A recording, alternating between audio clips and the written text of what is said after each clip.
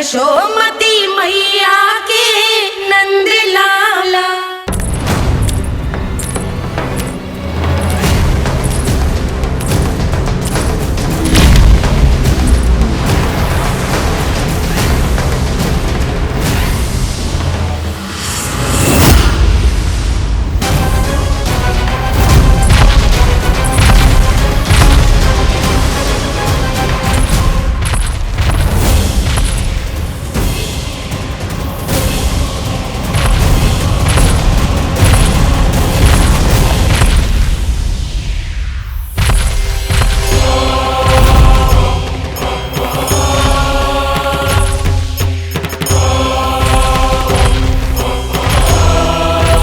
कौन है जो मेरे क्रोध को भड़काने का प्रयास कर रहा है?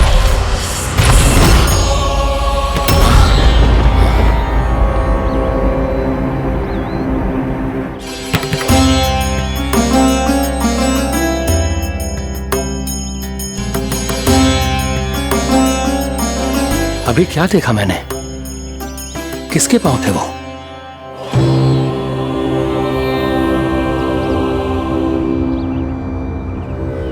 मैं आप सबका कष्ट हरूंगा। मैं अवश्य अवतार लूंगा। मैं अवश्य अवतार लूंगा श्री कृष्ण के रूप में। श्री कृष्ण के रूप में। श्री कृष्ण के रूप में।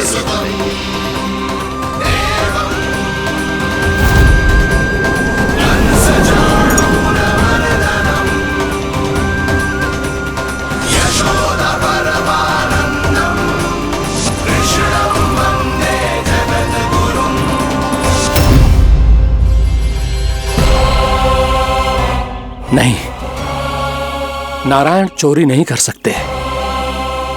अवश्य ये कोई पाखंडी है।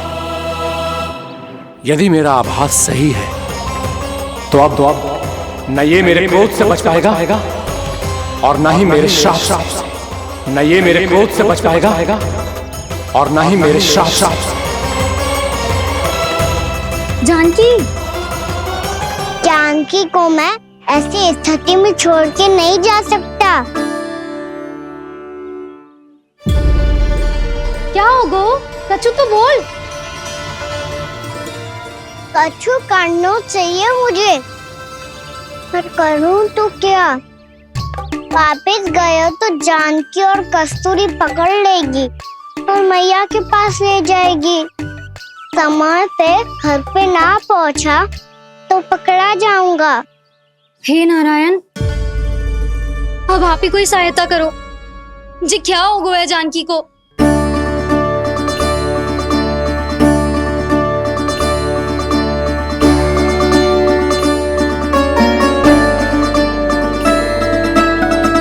कस्तूरी, कस्तूरी, कस्तूरी।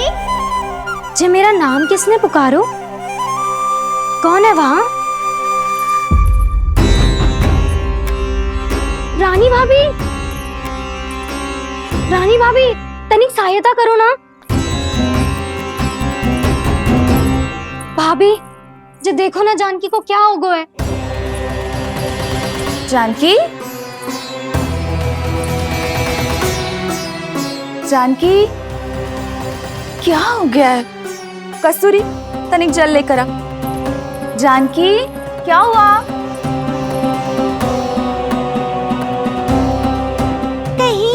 ये तो नहीं सोच रहे प्रभु कि बड़ी माँ थोड़ी देर में मैया को भी यहाँ बुला लेंगी? हाँ, और तब मैं निश्चिंत होकर घर जा पाऊंगा। पर प्रभु, यदि मैया को घर से निकलने से पहले ही पता चल गया कि आप घर पर नहीं हैं, तो क्या होगा? ना, कुछ तो गड़बड़ है। कहीं चोट लगने का तो प्रभाव ना है कि जे इतना सो रहा है।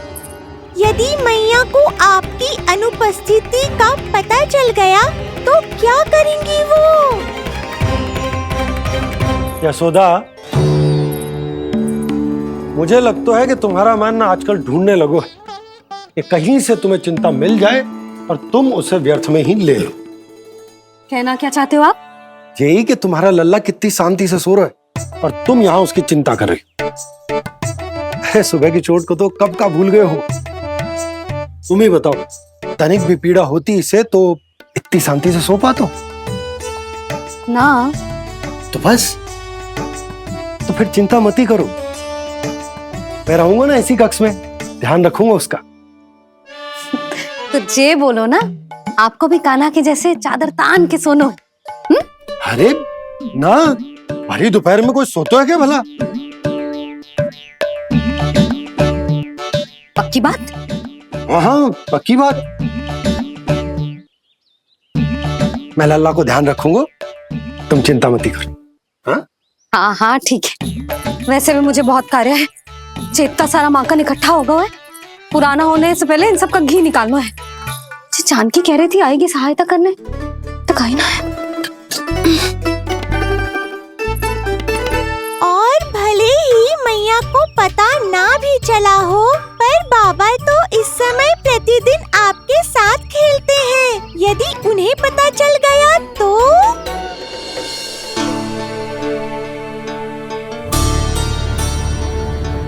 देखा मैया कितनी चिंता करती है तेरी। एक बार बाबा को पता चल गया तो फिर मैया को तो पता चलना ही है। उनसे अधिक देर तक छिपा नहीं पाएंगे बाबा।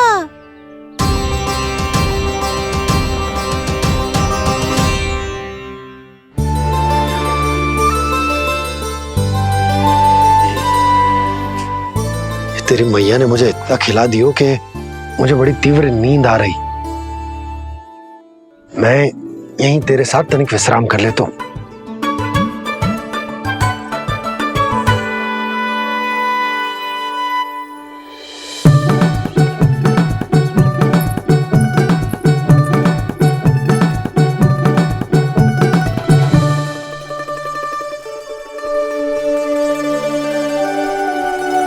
पता था मुझे यही होने वाला है।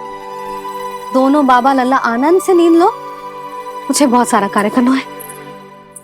चाहे बाबा को पहले पता चले या मैया को, आपके लिए तो दोनों ही स्थितियों में संकट है प्रभु। तीनों स्थितियों में मूली तीसरी स्थिति कौन सी प्रभु? वो भी तो पधार रहे हैं। वो कौन? जगत विख्यात महर्षि, अति क्रोधित स्वभाव वाले। प्रभु महर्षि दुर्वासा। उनका गुस्सा बहुत खतरनाक है, इतना कि देवराज इंद्र तक नहीं बचे। मेरा ऋषि दुर्वासा का घोर अपमान किया है तुमने देवराज इंद्र। जिस प्रकार से तुमने मेरी वरदान में दी हुई माला को ठुकराया है, उसी प्रकार से तुम्हारा पद तुम्हें ठुकराएगा, और तुम्हारे साथ साथ अन्य सभी देवता भी अपने अपने पदों से नीचे गिरकर श्री विहीन हो जाएंगे। ये मेरा शाप है तुम्हें, ये मेरा शाप है तुम्हें, ये मेरा शाप है तुम्हें।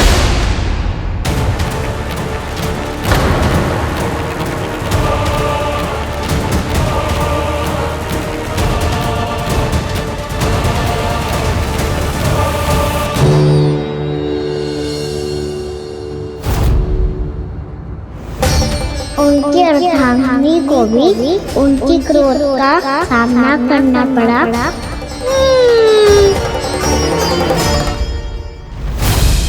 तुमने मेरी आज्ञा का अनादर करके मेरे सम्मान को भस्म कर दिया है कदली। इसलिए मैं तुम्हें श्राप देता हूं कि तुम इसी क्षण भस्म के ढेर में बदल जाओगी।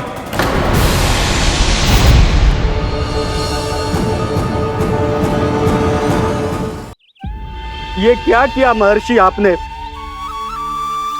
इंद्र को भी नहीं छोड़ा, देवताओं पे भी दया नहीं की आपने, और अब मेरी पुत्री को अपनी क्रोधाग्नि से भस्म कर दिया।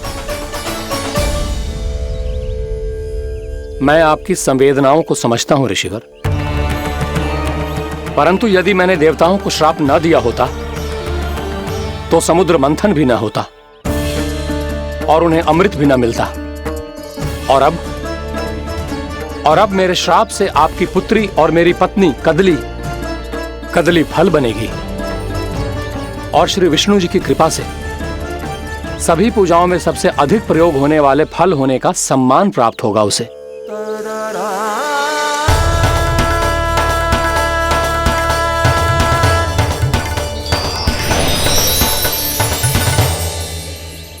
पर इससे आपके क्रोधी प्रवृत्ति को उचित नहीं ठहराया जा सकता।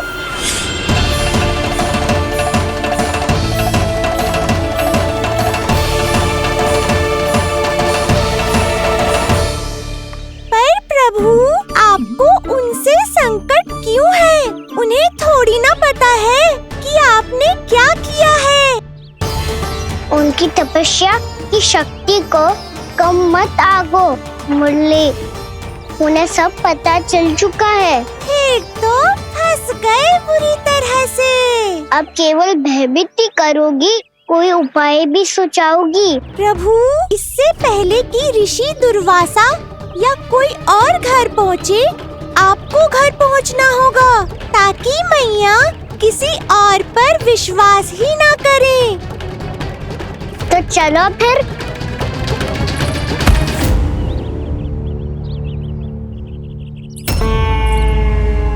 कान्हा, लगी तो नहीं तुझे? भाग तो ऐसे रहा था जैसे पीछे कोई चक्रवात आ रहा हो। चक्रवाती आरोह है ताऊ, क्रोध का चक्रवात।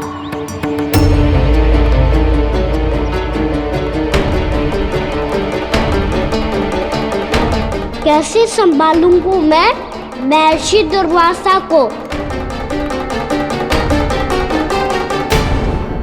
कान्हा, कहाँ खो गया?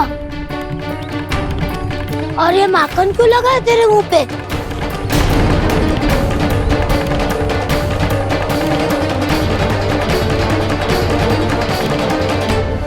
माखन? तुम सब यहाँ क्या कर रहे हो? मैंने तुझे चुपचाप घर से निकलते हुए देखा, तो मैं इन सब को एकत्र करके तुझे ढूंढने निकल पड़ा। देखो देखो, उसके मुंह के साथ उसके वस्त्र पर भी माखन लगा है। लगता है माखन खा के ना माखन में डुबकी लगा के आए हो कान्हा। कहाँ से? अकेले अकेले चला गो अपने पक्के सखा से, पूछो तक ना तूने। मुझे भी ले चलता कान्हा, मेरी मैया तो बिना पूछे माखन सुने भी नहीं देती। मुझे ऐसा क्यों लग रहा है कान्हा कि तूने माखन चोरी चुप के खाया है, और वो भी किसी अपरिचित के घर से? कान्हा, किसी अपरिचित घर से ना खायो। मैं तो जानकी के घर गया था चुपके माखन खाने। हैं? प्रभु, अपना भेद स्वयं ही बता दिया सबको।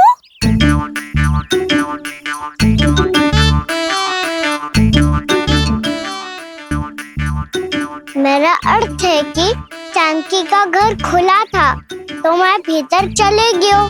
ना पूछे। पर वो तो सो रही थी ना, इसके लिए मैंने माखन बिना पूछे ही खा लियो। इसी को तो चोरी करना कहते हैं कान्हा। चोरी? ताई जी को पता चल जाएगा तो क्या होगा तेरा? कौन बताएगा मैया को? हम बताए या ना बताए, तेरे मुंह और वस्त्रों पे लगा माखन स्वयं ही बता देगा।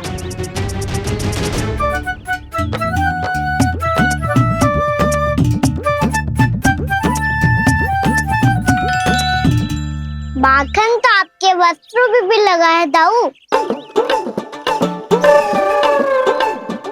ये तो तब लगा होगा जब तुम मुझसे टकराया था। हाँ, मैया तो यही सोचेगी ना कि आप मेरे साथ ही थे। अब बताओ, कौन बताएगा मैया को? वसंता भी ने तो सुना है, ये बताएगा। सोच ले वसंता, मैया को मेरी बुराई सुन के क्रोध आया तो नाना मैं ना बताऊंगा। जब तक मुझसे सीधे सीधे प्रश्न ना किए जाए तब तक मैं कुछ ना बताऊंगा। यदि यहाँ सत्यवादी मधुमंगल होता तो वो पक्का बता देता। तब तो अच्छा है वो यहाँ नहीं है। मैं बताऊंगा ताई जी को, क्योंकि मुझे ताई जी ने सब सूचना देने को कहा था। कब? सुबह जब मैं ताई जी को पूजा के फूल देने को गया था। सुन, तेरी आंख के सामने कछु उल्टा सीधा हो या कोई अत्यधिक शरारत करे तो सीधे आके मुझे सूचना दियो, समझ गो? ना बताएगो ना तो मैं कान्हा को बाहर भेजने की आज्ञा वापस ले लूंगी। नाना आप आगे वापस मत देना, मैं सब बताऊंगा। इसलिए आपको तो ताई जी को बताना पड़ेगा। अर्थात मैया ने आपको बाहर भेजने से पहले ही गुप्तचर की व्यवस्था कर ली थी। मैंने वचन दिया है। मेरी आंखों के सामने कुछ भी उल्टा सीधा हुआ तो मुझे सूचना देनी पड़ेगी। पर तेरी आंखों के सामने कुछ उल्टा सीधा हुआ ही ना, वो बातों में उलझा रखा ना, मुझे बताना चाहिए ना तो अनुचित होगा बलराम। और सखा को फंसाना अनुचित ना होगा, क्यों दाऊ? ये निर्णय मैं कैसे करूं? तो और कौन करेगा? कीचड़।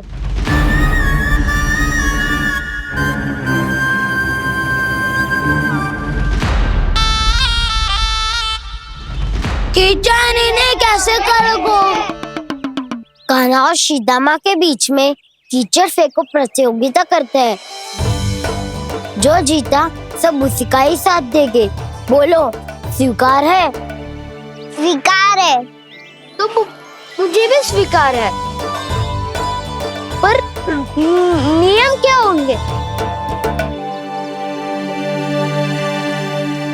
जो पहले थक जाएगा उसको हारा हुआ माना जाएगा, या फिर जो 2 बार अपने विरोधी पर कीचड़ फेंक देगा वो जीत जाएगा।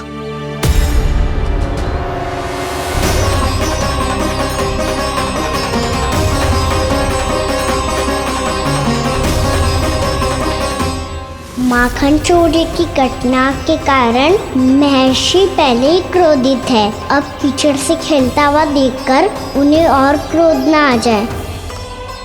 कान्हा तेरा ध्यान कहाँ है? खेल आरंभ होने वाला है। अब चुनौती स्वीकार कर ली है तो खेलना तो पड़ेगा ही। तो फिर चलो।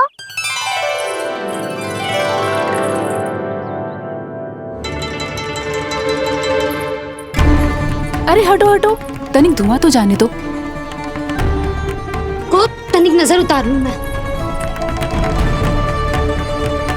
अरे वैद्य जी उपलब्ध ना है, मथुरा गए हुए हैं। इसकी स्थिति का उपचार किसी वैद्य के पास भी ना होगा, पर मेरे पास है।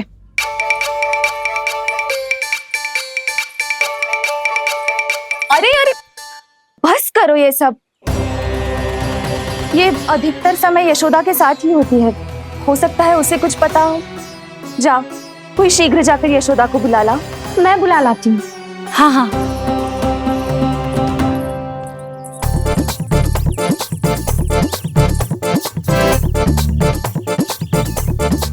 मैं ही बनूंगा निर्णायक। नाना इसे ना बनना चाहिए। ये तो कान्हा के हाँ में हाँ मिलाता है। बलदाव को ही बनना चाहिए निर्णायक। हाँ, बलदाव को ही निर्णायक बनना चाहिए।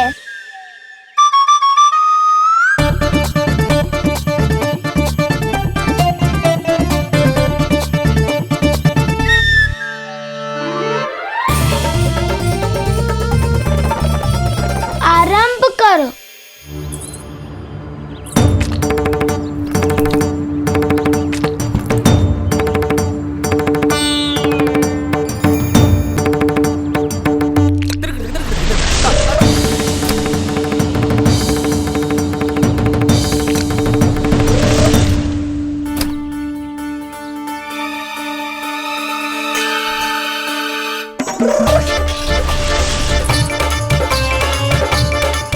वाह, क्या सटीक लगता भेजा है सीधा माने। एक बार मैंने भी ऐसे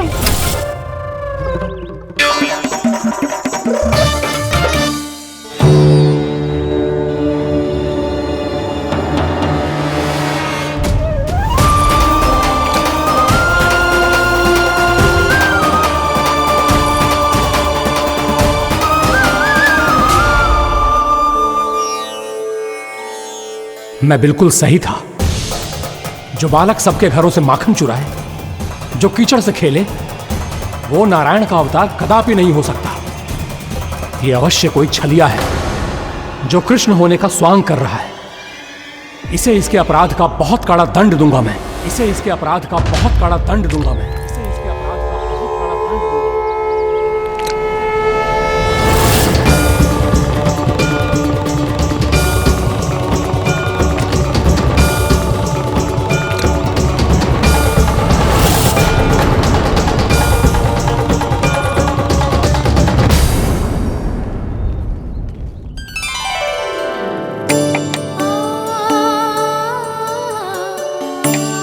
घी बनने की सुगंध से दौड़ा चला तो है, जे सोच के कि मैया कछु विशेष बना रही है। तो चेतु अभी तक सो रहा है। बहुत समय हो गया है, बिना कछु खाए पिए सो गया है। जाके उठाती हूँ।